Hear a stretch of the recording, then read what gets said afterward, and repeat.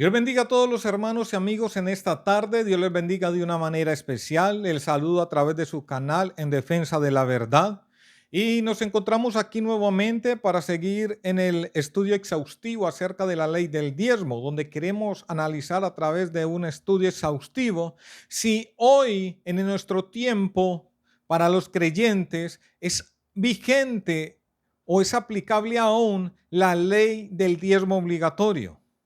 Ya en un mensaje pasado hemos hablado del diezmo de Abraham, del diezmo de Jacob, del ejemplo de estos dos hombres, pero que en ningún momento sirve como base o fundamento para poder afirmar o asegurar que al día de hoy el diezmo como obligación, como mandamiento, es todavía aplicable o vigente, porque llegábamos a la conclusión clara del estudio a través de las escrituras que este ejemplo de diezmo de estos dos hombres era completamente voluntario. Por tal, no puede instaurarse como algo obligatorio. Y miramos los principios que esto implicaba a dar un diezmo voluntario. Para el día de hoy vamos a continuar bajo este estudio, pero vamos a pasar a mirar la instauración o institución bíblica del diezmo obligatorio como ley.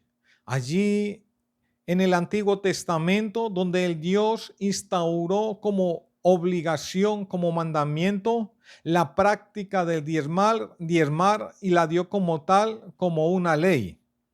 Cuando entramos a estudiar el diezmo instituido bíblicamente, siempre nos dirigimos allí al tiempo de la ley.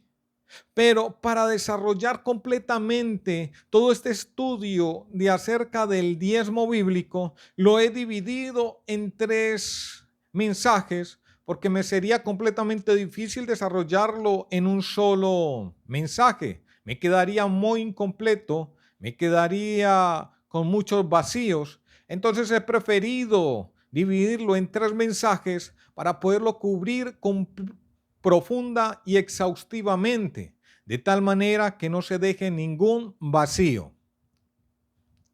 Hoy estaremos mirando el propósito con el cual Dios instauró la ley del diezmo.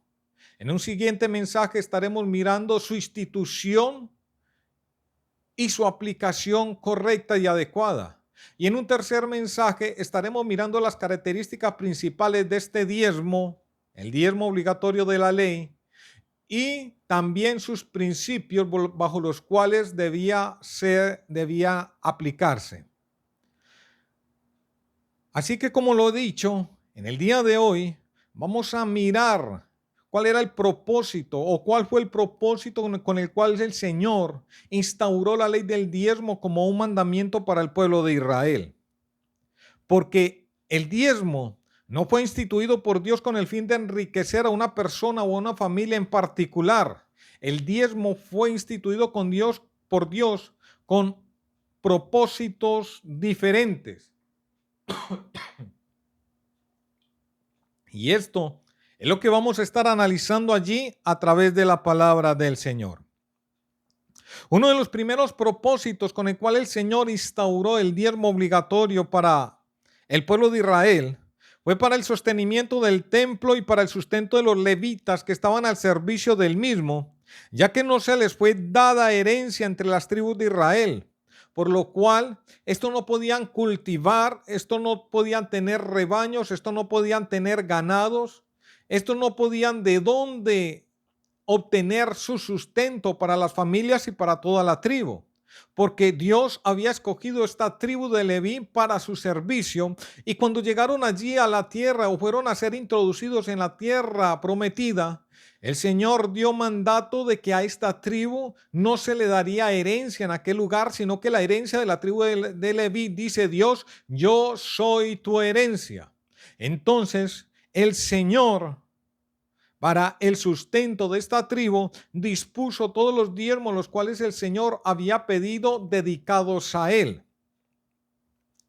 También el diezmo fue instituido para sustentar las familias en los viajes mismos, a donde estas mismas se debían congregar según el lugar por Dios escogido, es decir, Jerusalén. También este diezmo obligatorio fue instituido por Dios para la ayuda de las personas necesitadas, de tal manera que ninguna persona cayera en una pobreza, en una situación extrema tal, al punto de no contar con el sustento diario, es decir, vestido, comida y un lugar donde posar su cabeza. Ahora, esta ayuda de proveer a los necesitados era tan importante para Dios que no solo ordenó un diezmo para su ayuda, sino que instauró varias leyes en beneficio de las personas o familias más vulnerables y de los necesitados. Como por ejemplo tenemos la ley acerca de la remisión, donde cada 7 años se debía perdonar la deuda de aquellos hermanos o aquellas familias que en algún momento por alguna situación habían tenido que tomar prestado. Esto está allí claro en Deuteronomios en el capítulo 15, versículo 1 y 2. Así dice la palabra: al cabo de cada 7 años hará remisión de deudas. Así se hará la remisión. Todo acreedor hará remisión de lo que haya prestado a su prójimo. No lo exigirá de su prójimo ni de su hermano, porque se ha proclamado la remisión del Señor. Esto con el fin, como lo dice el mismo Dios, el mismo Señor, o lo revela allí la misma palabra. Dice: porque no ha de haber en ti menesteroso. Y menesteroso se refiere la escritura a una persona que carece especialmente de lo necesario para subsistir.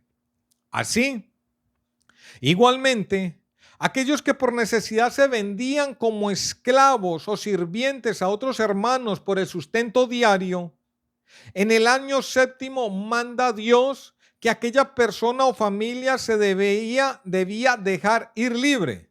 Esto está allí en el mismo libro de Deuteronomios, en el capítulo 15, versículo 12. Pero mire, observe algo aquí demasiado importante.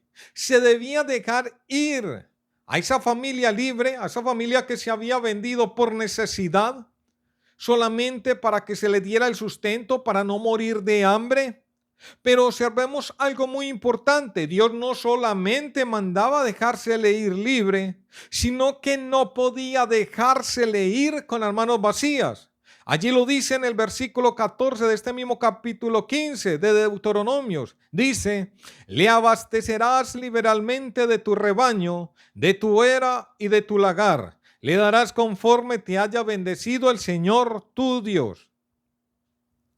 También el Señor mandaba a los ricos, a los que poseían terrenos y cultivos, que al momento de cegar los terrenos, que aquellos manojos que en un momento dado, sea en el transporte, sea que en un momento dado se quedaran olvidados allí en aquel terreno donde los habían cegado, o que por algún caso había algún manojo allí o pedacito o esquina de terreno que se quedaba atrás sin cegar, el Señor mandaba a aquellos hombres dueños de estos cultivos que cuando cayesen estos manojos, fuesen el transporte, que cuando estos manojos se quedaban olvidados y no se recogían en el momento allí en el terreno, que de pronto quedaba algún lugar allí atrás por cegar, que en ese momento no se debían de volver a recoger aquellos manojos, sino que se debían dejar allí para beneficio del extranjero, el huérfano y la viuda.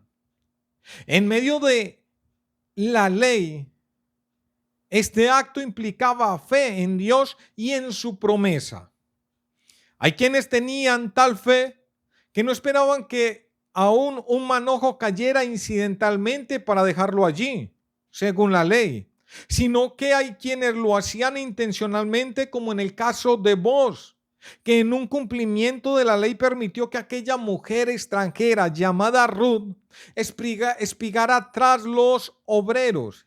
Y aún mandó a los obreros, mandó a los segadores, mandó a aquellos que recogían, que dejaran caer intencionalmente algunos manojos para que aquella mujer los encontrara y los pudiera recoger confiadamente, como si hubiese sido un hallazgo fortuito y no se sintiera avergonzada, manteniendo así su dignidad como mujer trabajadora. Esto lo ordena el Señor y está allí claro en Deuteronomios en el capítulo 24, versículo 19. Del mismo modo, en el versículo 20 dice, manda el Señor que cuando alguien haya sacudido un olivo, o sea, que cuando los israelitas y aquellos que tenían cultivos de olivos fuesen allí a recoger, a sacudir aquellos olivos, y que en un momento dado se bajase de un olivo que ya había sacudido sus ramas y pasase al olivo siguiente, y estando allí o ya habiendo pasado al olivo siguiente, de aquel lugar se percatara que algunas ramas de este olivo que ya él había dejado se habían quedado sin sacudir, manda el Señor que no se devuelva a sacudirlas, sino que estas ramas se debían dejar allí, igualmente en beneficio, como ya lo dije, del extranjero, del huérfano y de la viuda, del necesitado.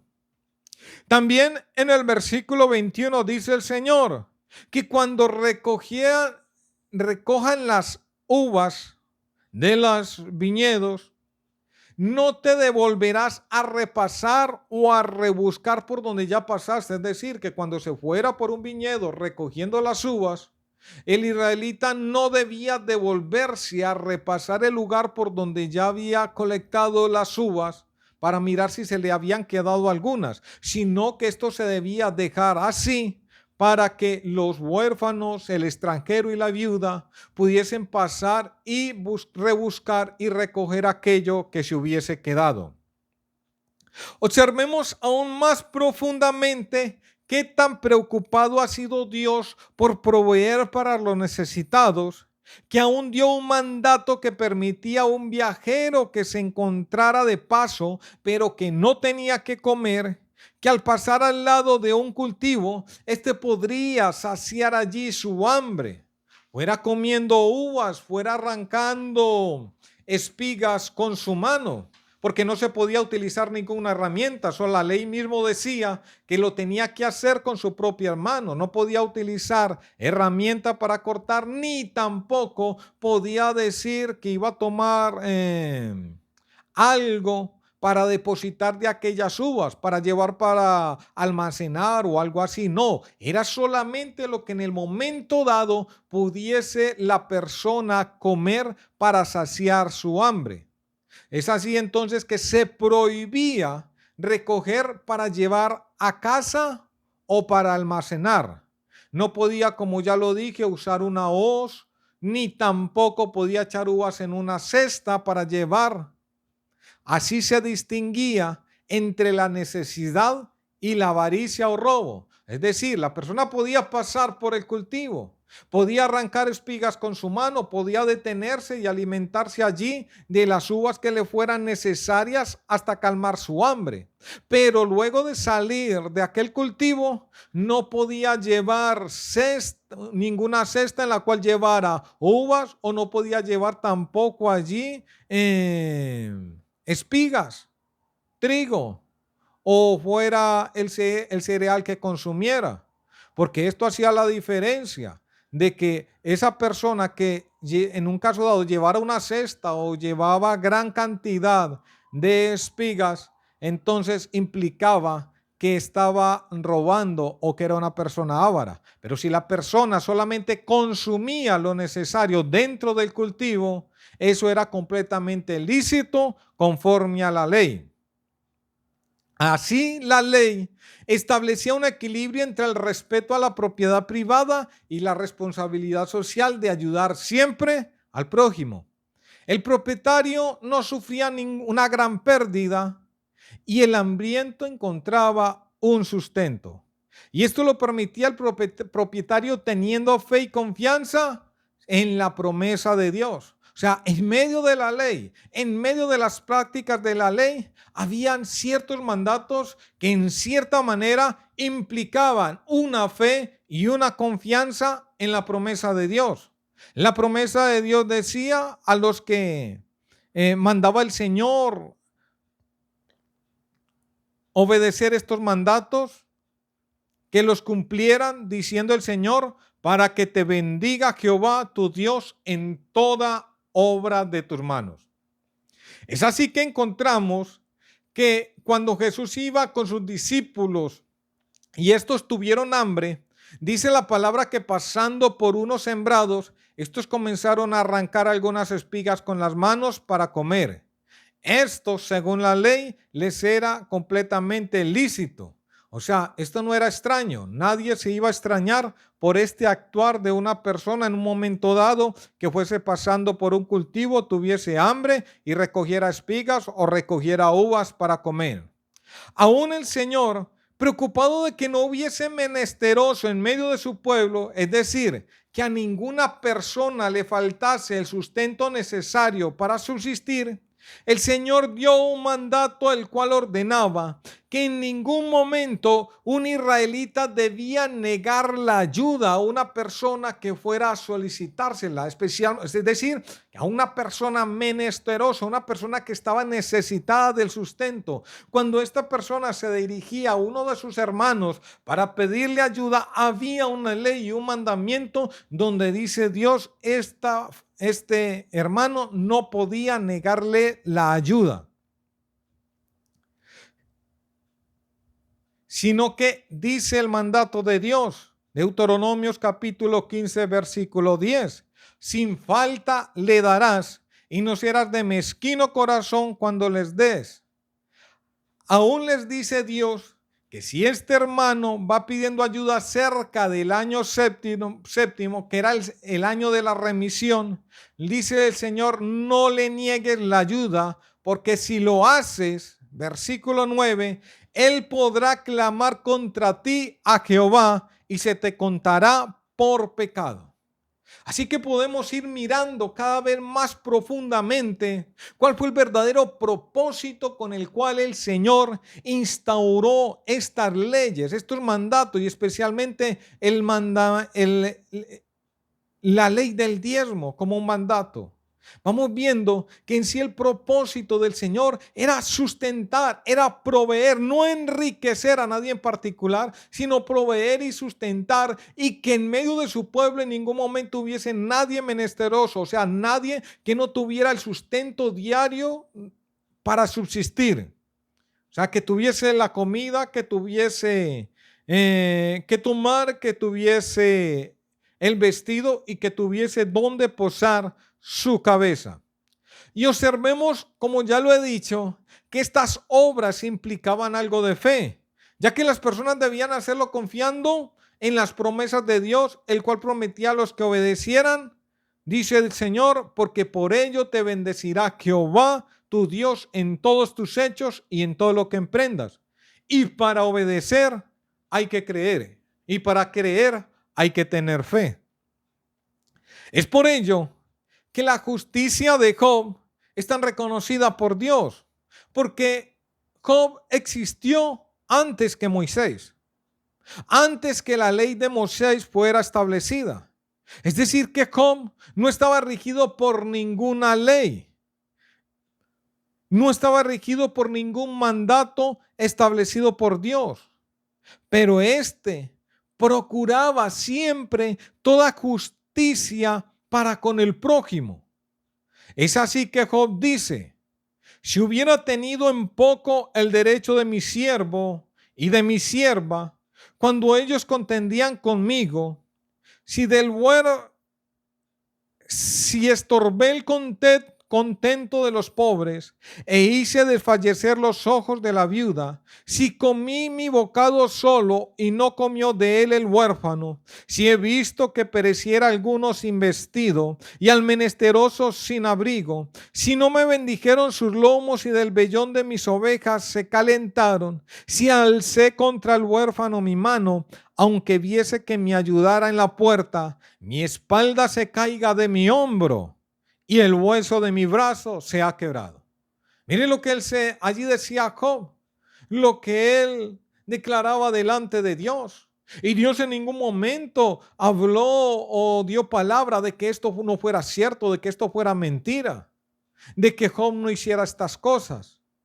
Entonces, por eso es que Job, la justicia de Job es tan admirada delante de Dios.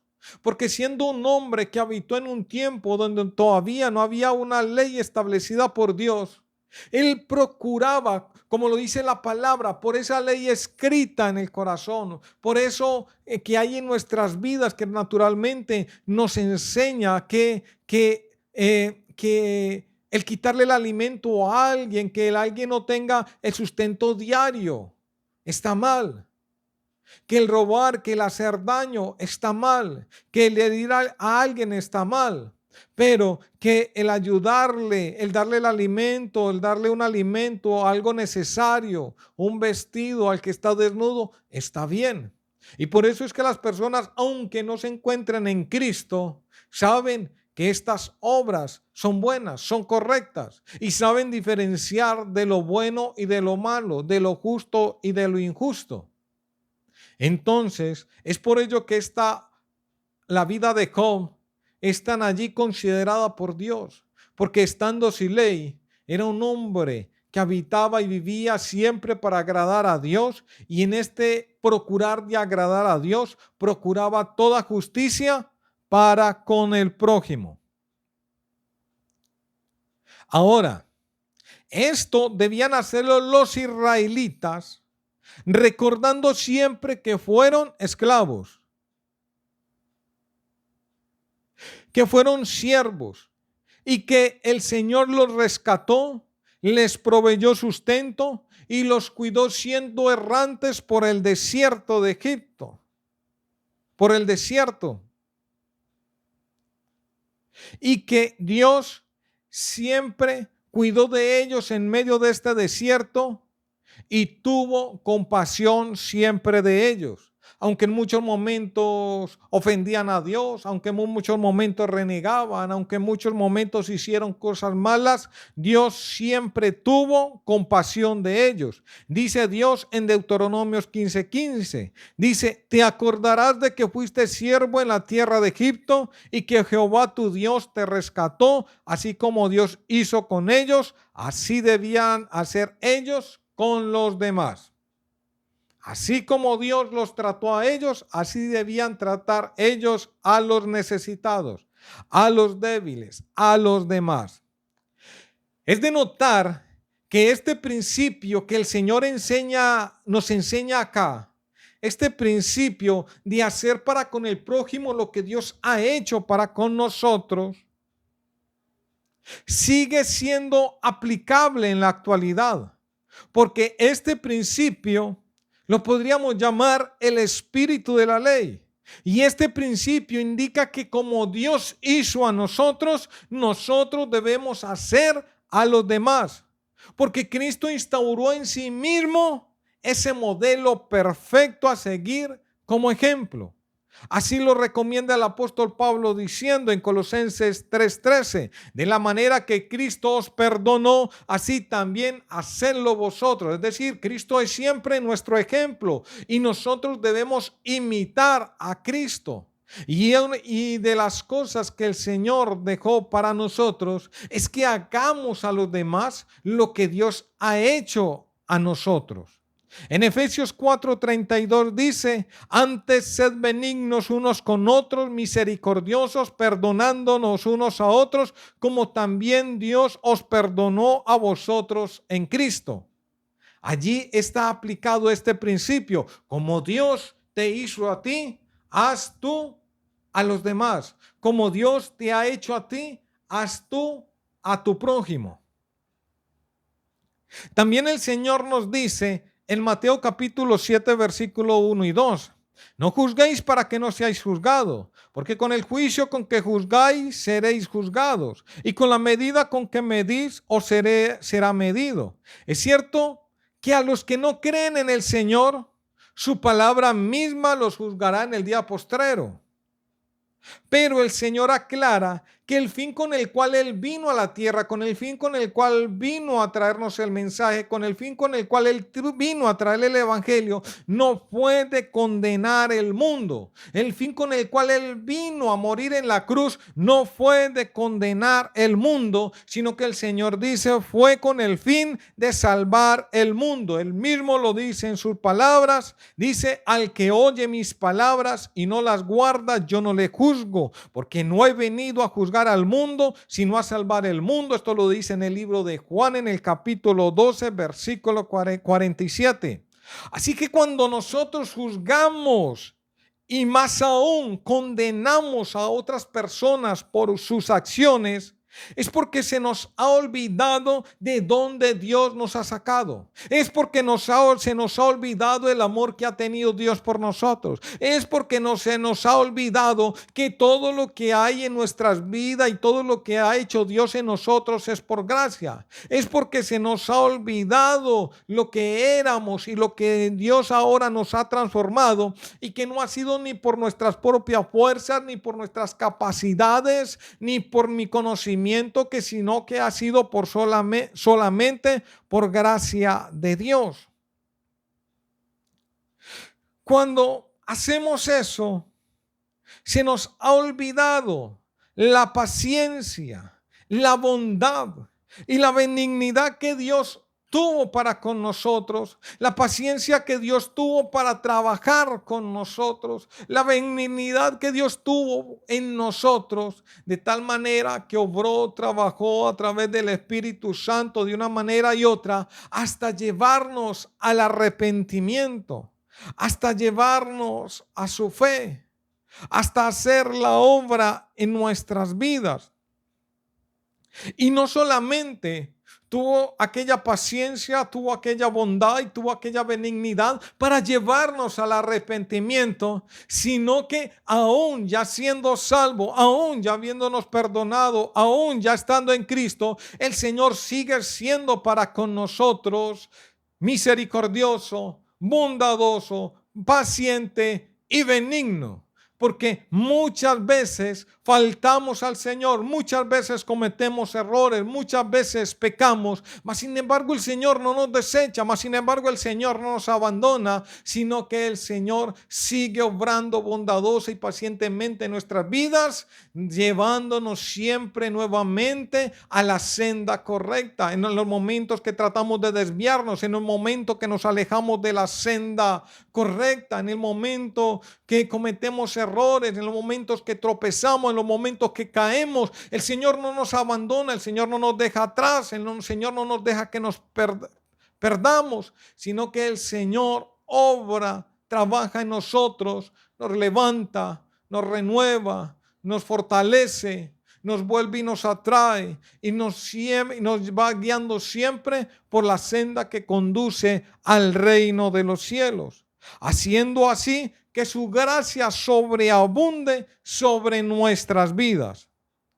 Cuando esto acontece, de que comenzamos a condenar a los demás por sus acciones, es resultado de que nos hemos tornado en engreídos, nos hemos llenado de orgullo, olvidando de que lo que somos no lo somos por nosotros, ni por nuestra fuerza, ni por nuestras capacidades, ni conocimiento, sino que, como lo dijo el apóstol Pablo, lo que soy, lo soy por la gracia de Dios. Se nos ha olvidado de que lo que somos, lo somos por la gracia de Dios. Que si tengo un título, que si tengo un puesto, que si tengo un cargo, que si soy un pastor, que si soy un maestro, que si soy un predicador, que si yo soy un oficial de una obra, obra, que si he fundado o levantado una obra, bueno, en lo que Dios se haya glorificado en nuestra vida para el engrandecimiento de su obra, que aquello que somos se nos ha olvidado, que no lo somos ni por nuestra capacidad, ni por nuestra fuerza, ni por nuestro conocimiento, sino solamente por la gracia de Dios,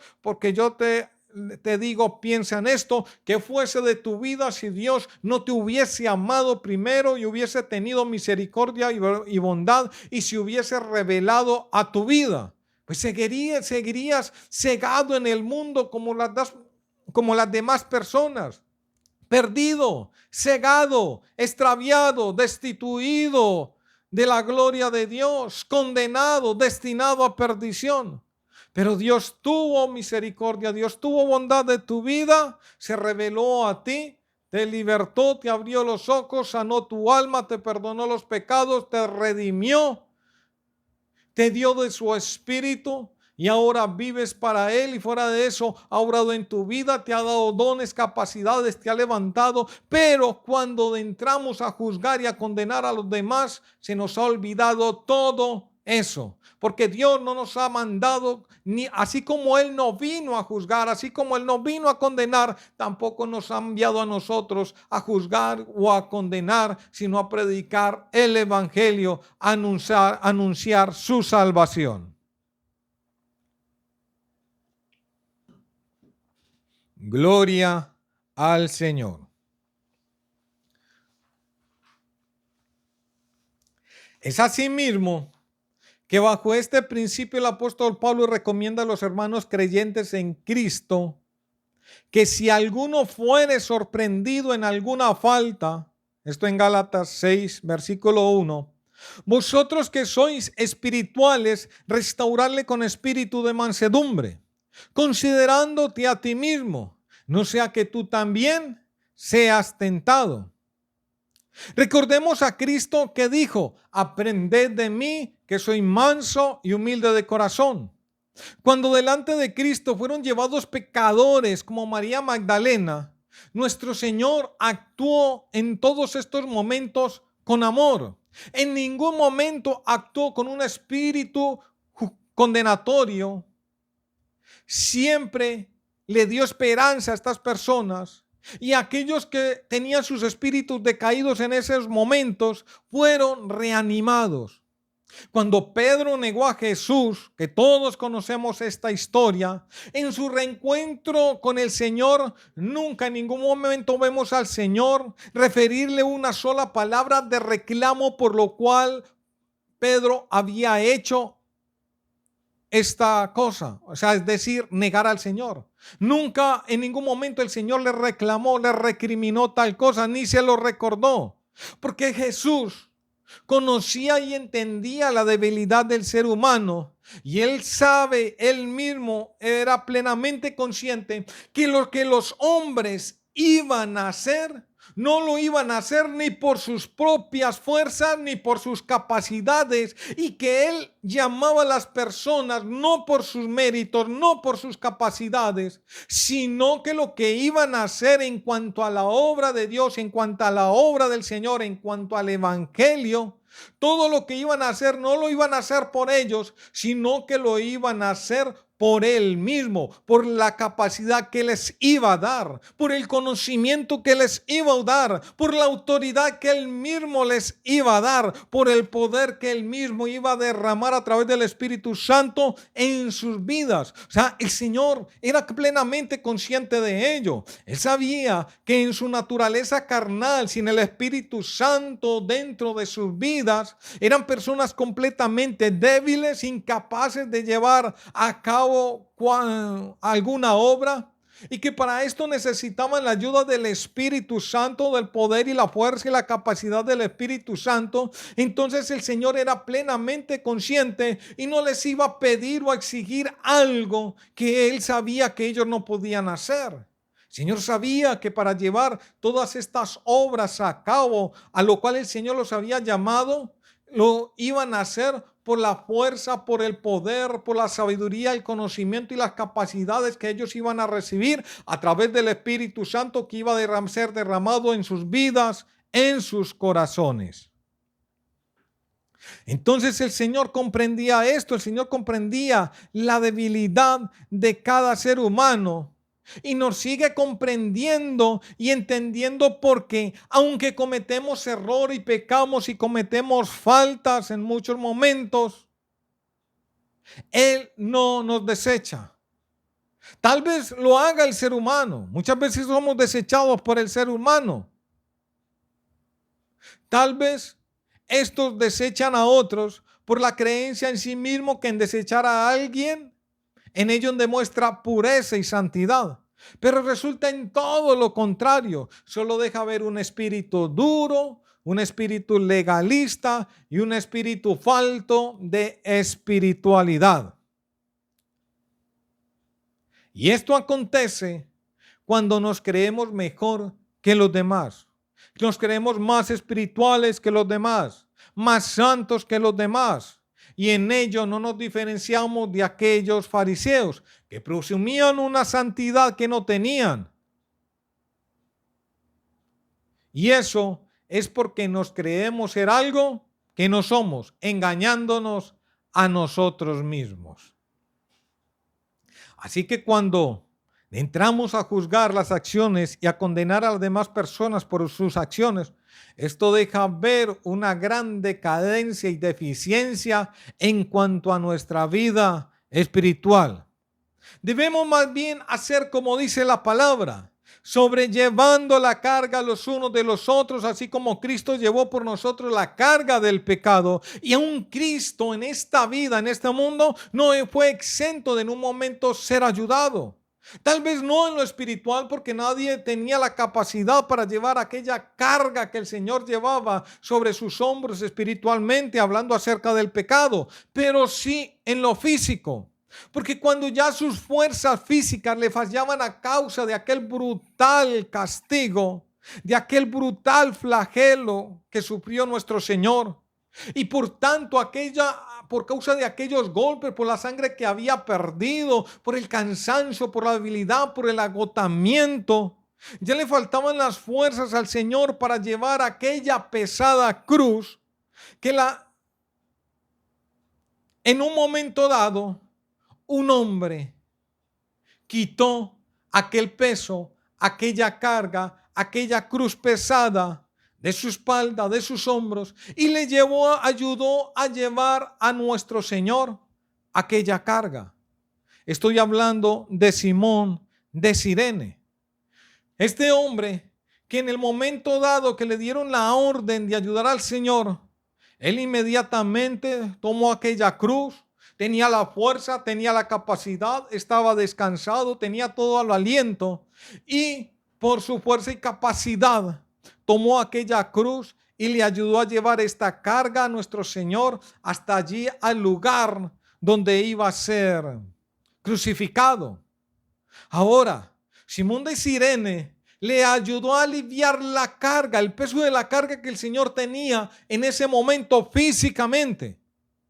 Pero Simón de Cirene no tomó en ese momento dado otro látigo o empezó a escupir al Señor o empezó a burlarse del Señor, sino que alivió la carga de nuestro Señor.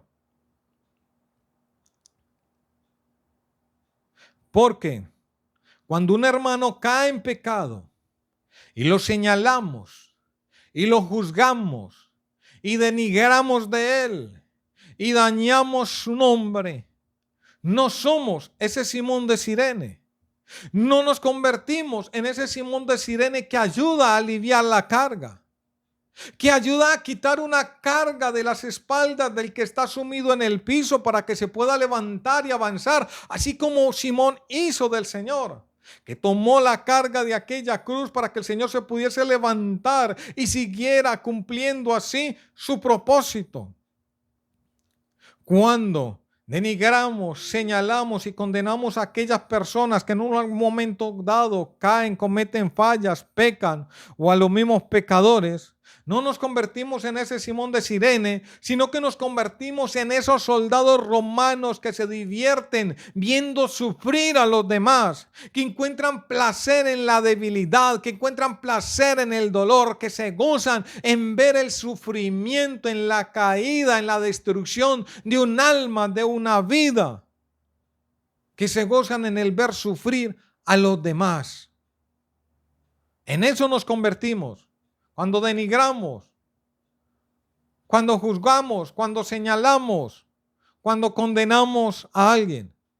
Y yo te pregunto en esta tarde, ¿quién eres tú? ¿Eres Simón el que quita la carga de los demás, el que alivia las cargas de los demás? ¿El que alivia las cargas de los demás para que se puedan levantar nuevamente, para que puedan tomar fuerzas? Es el que quita la carga de los demás para ayudarles a avanzar, para ayudarles a seguir adelante. Es el que quita las cargas de las demás para que vuelvan y retomen fuerzas. Es el que da aliento, es el que da ánimo nuevamente. ¿O eres el soldado romano que se goza en la caída de los demás? ¿O eres como aquellos soldados romanos que se gozan en el sufrimiento? Que aún viendo una persona herida, sufriendo en el suelo y sin fuerzas, no tienen mayor reproche en seguir golpeando, en seguir dando látigo, en seguir lastimando, en seguir hiriendo. Porque eso es lo que hacemos cuando juzgamos, cuando señalamos, cuando denigramos. Seguimos lastimando la herida, seguimos haciendo sangrar, seguimos golpeando a la persona. Yo te pregunto en esta tarde, ¿tú quién eres? ¿Eres Simón o eres los soldados? ¿Eres el que alienta o eres el que golpea? ¿Eres el que aliviana la carga o eres el que te gozas en el ver sufrir de los demás? ¿Eres el que alienta a seguir adelante o eres el que escupe al que se encuentra en el piso? Si juzgas, si condenas, si denigras, si eres de los que te reúnes con los demás a denigrar del nombre de la persona, de aquel que ha cometido una falta, entonces eres de aquellos soldados. Pero si eres de los que no te gozas de estos comentarios, sino que eres de los que vas y alientas, eres de los que vas e insistes para que la persona siga adelante, eres de los que vas y les lleva aquellas promesas y le recuerda las promesas de Cristo y de Dios a esta persona que se encuentra en ese momento de debilidad, entonces eres aquel Simón. Y esto lo digo para que hagamos una diferencia y para que nos evaluemos a nosotros mismos y podamos ser sensatos con nosotros mismos y saber en qué lugar estamos, si estamos en el lugar de Simón o estamos en el lugar de los soldados. Y si estamos en el lugar de los soldados, reconozcamos nuestro mal, pidamos perdón a Dios y tomemos la posición de Cirene, en alivianar la carga, en ayudar, en dar aliento, en dar luz, en dar esperanza, en ayudar al prójimo. Gloria al Señor. Así hemos llegado hoy al final de este estudio, de esta parte que hablé al principio, de lo que es la promesa o el propósito con el cual el Señor instauró la ley del diezmo. Y podemos ver en conclusión que el gran propósito con el cual el Señor instauró esta ley del diezmo fue de proveer siempre para el necesitado, preocupado siempre en el necesitado, preocupado de que no hubiese menesteroso, de que no hubiese persona que no pudiese contar con el sustento diario, alimento, vestido y lugar donde posar. El Señor instauró no solamente la ley del mandamiento, la ley del diezmo, sino que instauró otros mandamientos y otras leyes con el fin siempre de proveer para el necesitado, ayudar al necesitado, porque aún el diezmo dedicado para los levitas era para su sustento, porque ellos no tenían de dónde sustentarse ya que no habían recibido herencia. También se preocupó porque el Señor les dio mandamiento de congregarse, de llevar todas estas cosas, los diezmos, las ofrendas, todo lo que el Señor les había pedido, las primicias, de que las personas se debían llevar todo esto al lugar que el Señor escogiera para que se congregaran. Pero el Señor, preocupado, también consciente de que esto implicaba un viaje, estar una estadía allí en gastos, una cosa y la otra, también instauró esta ley de los diezmos para el sustento y el disfrute de las familias. Más adelante, en el otro pasaje, el estudio del pasaje siguiente, estaré explicando más claramente acerca de la instauración y la aplicación de la ley del diezmo. Así llegamos a esa conclusión y ha terminado el mensaje de hoy. Y como lo he dicho, queda de este pasaje este principio que es todavía aplicable en el día de hoy. Como Dios ha hecho a nuestras vidas, hagamos a nuestro prójimo. Dios le bendiga y hasta una próxima oportunidad.